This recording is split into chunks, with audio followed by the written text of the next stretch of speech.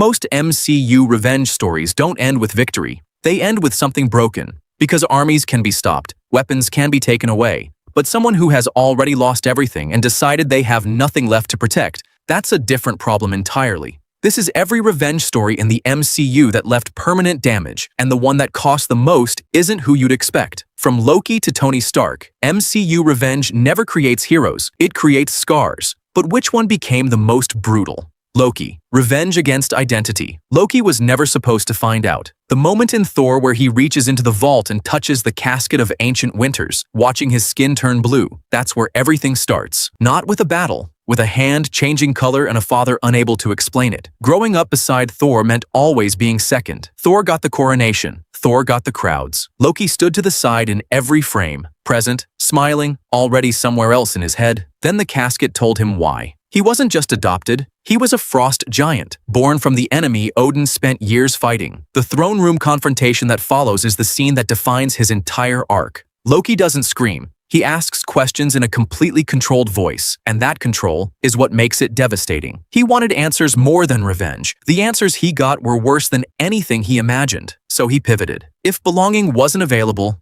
domination would have to do.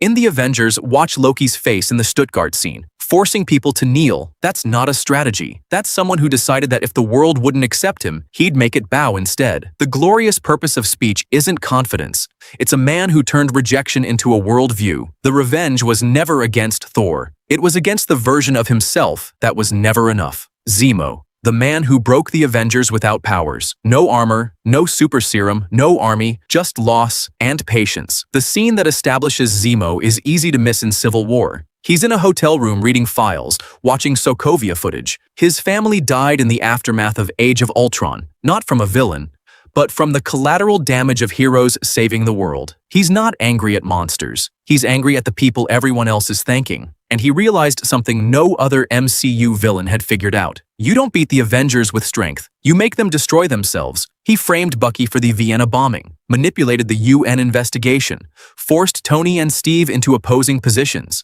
Every step looked small until everyone was exactly where he needed them. Siberia is where the entire film had been heading. Tony, Steve, and Bucky arrive expecting a weapon or an army. Instead, Zemo sits down and plays a video. Tony watches his parents die. Watch Bucky do it. Then looks at Steve, and Steve's face tells him everything before a single word is spoken. Steve already knew. The Avengers didn't break in a final battle.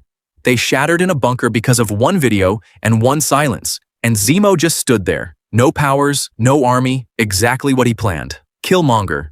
Revenge across generations. The scene that opens Killmonger's arc isn't in Wakanda, it's in Oakland. A boy finds his father dead and looks around the room, at the Wakandan artifacts, at the letter left behind, and starts to understand something no child should have to understand. His own people left him there. Killmonger carried that for his entire life. He trained, joined special forces, turned himself into someone impossible to ignore. Then he walked into the Museum of Great Britain, identified a Wakandan artifact, and casually poisoned the curator while making small talk. That scene tells you exactly who he is before he even arrives in Wakanda. The challenge ritual is where his revenge becomes fully visible. He doesn't just fight T'Challa for the throne. He challenges everything the throne represents, the tradition, the secrecy, the legitimacy of a kingdom that chose hiding over responsibility. The moment he orders the heart-shaped herb garden burned is the clearest window into what his revenge actually is. He's not interested in using Wakanda's power as designed. He wants to dismantle the system that decided he wasn't worth saving, starting with its most sacred symbol. His worldview had internal logic. His pain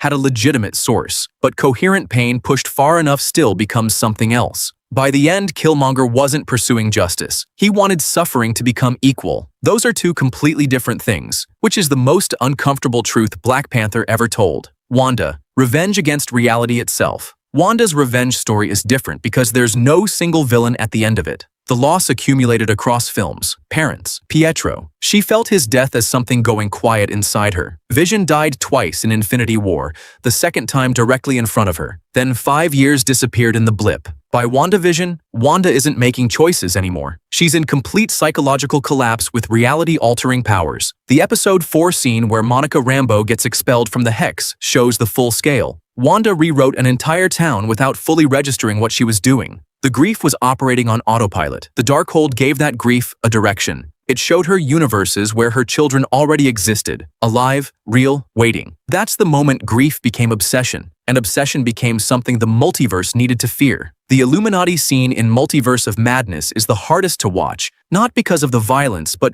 because of how purposeful Wanda is during it. She moves through it like a task list. Whatever remains of the woman from WandaVision is not in that room. The final scene on Mount Wundagore is where clarity returns. She sees her children's faces looking at her with fear and brings the mountain down on herself to end it. No villain created that destruction. Every loss she ever experienced built it, slowly, until the weight became a weapon aimed at everyone around her. Thor. When revenge cost everything.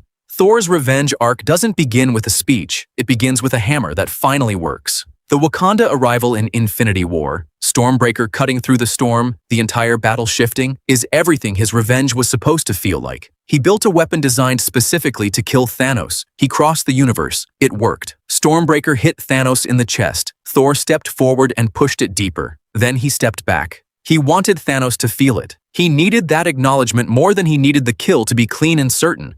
Thanos used those seconds to snap his fingers. The silence that follows, Sam Wilson's voice cutting out mid-sentence, lands differently once you understand what happened. Thor didn't fail because he was outmatched. He had already won. He failed because the revenge needed to feel personal. Endgame's Thor is the consequence made visible. The god who crossed the universe is sitting in a house in Norway doing nothing. The guilt isn't about losing everyone. It's about knowing he had his hands on the solution and let ego pull them back. That's the most specific thing the MCU has ever said about revenge. Sometimes it succeeds completely, and the way you need it to feel still costs more than losing would have. Tony Stark. Revenge that broke everything and rebuilt it. Tony's revenge doesn't start with a villain. It starts with a son. The Civil War reveals lands as two separate hits in immediate sequence. First, the footage. Tony watches his parents' car get forced off the road. Watch Bucky. Watch what happens next. Then Tony turns to Steve. Steve's face does the thing that makes the second hit worse than the first. He doesn't look surprised. He already knew and chose not to tell Tony. That decision is visible before Steve says a single word. There's a moment before the armor goes up where Tony is just a son who found out his friend kept this from him. Then he says it. I don't care. He killed my mom. That line dismantles everything. The accords, the ideology, the political argument, the entire film built, irrelevant in one sentence. The fight that follows is grief and betrayal operating simultaneously inside a metal suit. Nobody wins. The Avengers that assembled in 2012 don't exist after that bunker. But Siberia isn't where Tony's story ends. The farm in Endgame is the scene that completes the arc. Tony has a daughter, a home, a life outside the suit. When Steve and Natasha arrive asking for help, his first instinct is to protect what he built. That instinct is Tony having learned what revenge costs. He helps anyway. Solves time travel alone at 3 in the morning because he can't. And when the gauntlet needs to go somewhere, he puts it in his own hand. I am Iron Man. He felt the worst of what revenge costs. Then he chose to be better than it. And that choice is what separates his story from every other one on this list.